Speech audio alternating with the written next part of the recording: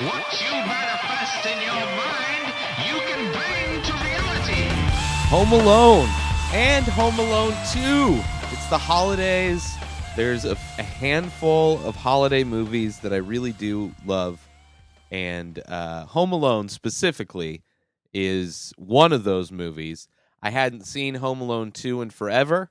It's definitely not Home Alone 1, but it's also basically Home Alone 1. So I decided to watch both of them. I was going to split it up and talk about Home Alone 1 in an episode, then Home Alone 2 in an episode. And I was like, why am I going to do that? It's basically the same, just it's a nice concise pairing.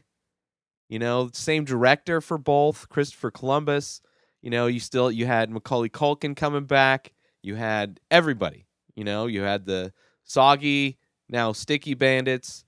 But the first one, I mean, for anybody that hasn't seen Home Alone, I would imagine there's some millennials, some kids out there that probably haven't seen it.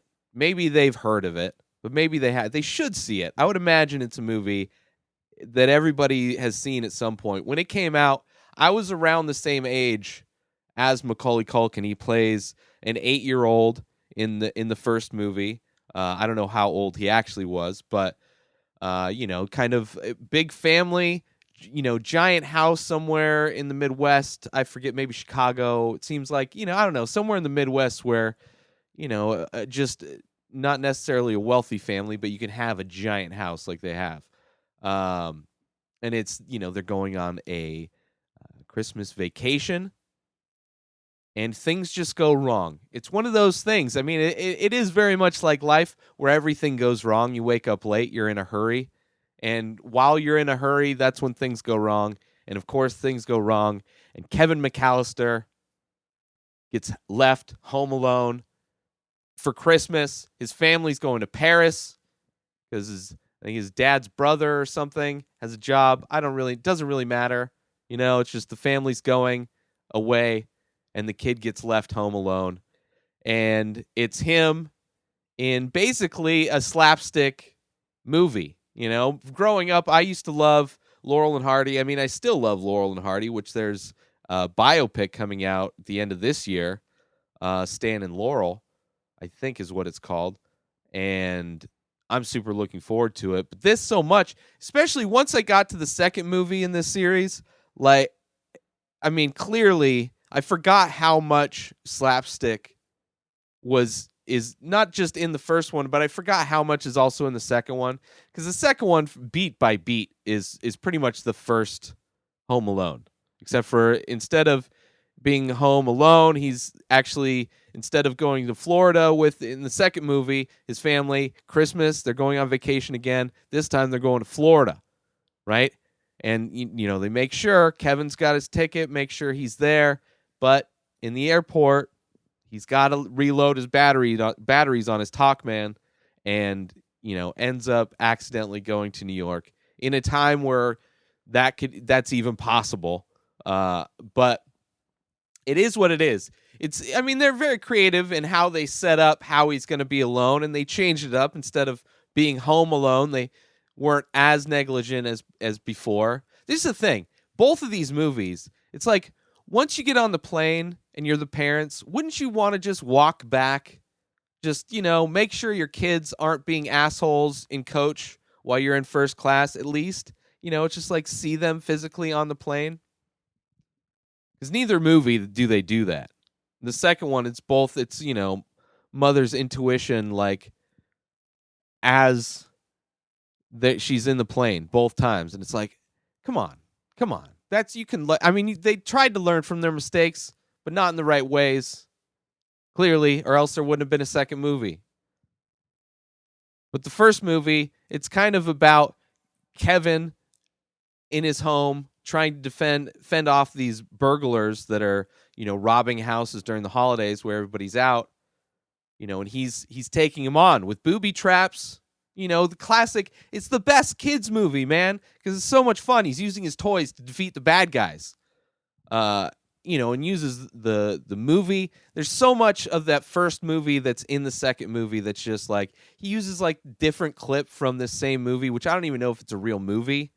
or it could, it seems like something that they made just for Home Alone, that kind of gangster movie that he uses to scare people.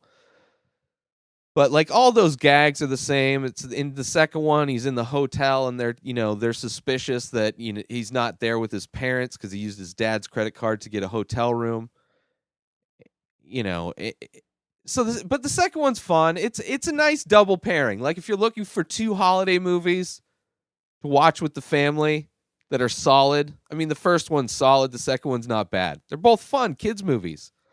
And it's fun to see how crazy technology was. That Talkman, I remember a friend of mine had one of those, and we would use it to prank call radio stations.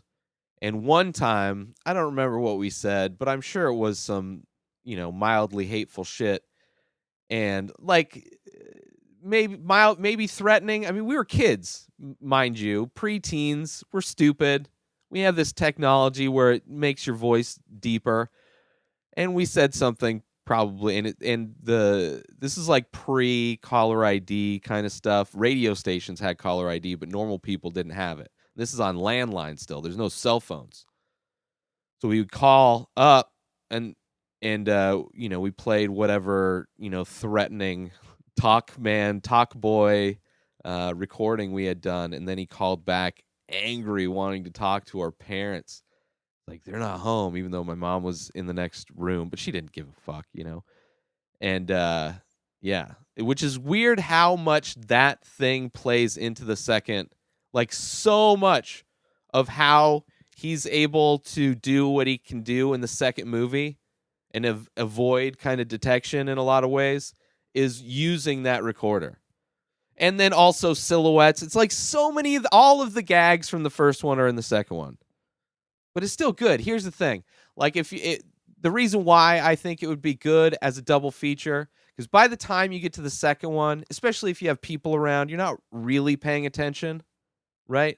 So you could look up and look down and you'll be able to grab fun little moments, maybe little acting moments with Macaulay Culkin being all sincere, or some paint cans slamming into mild CTE, the birth of mild CTE in these two burglars.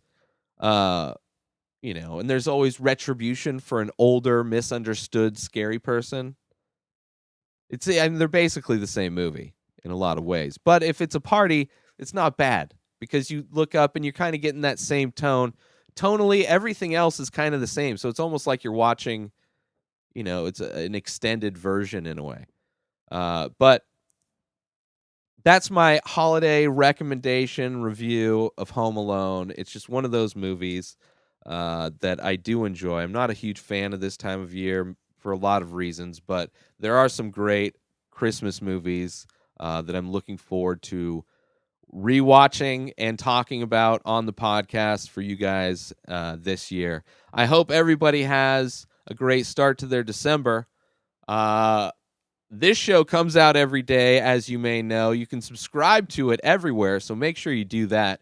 If you want to binge the full week of the show in advance, you go to Patreon and become a member, patreon.com/inspireddisorder. You can also go to inspireddisorder.com. That's my website where you can buy shirts like this one. You can buy my artwork. And because it's the holidays, you can save 50% when you use coupon code THANKS18 at checkout.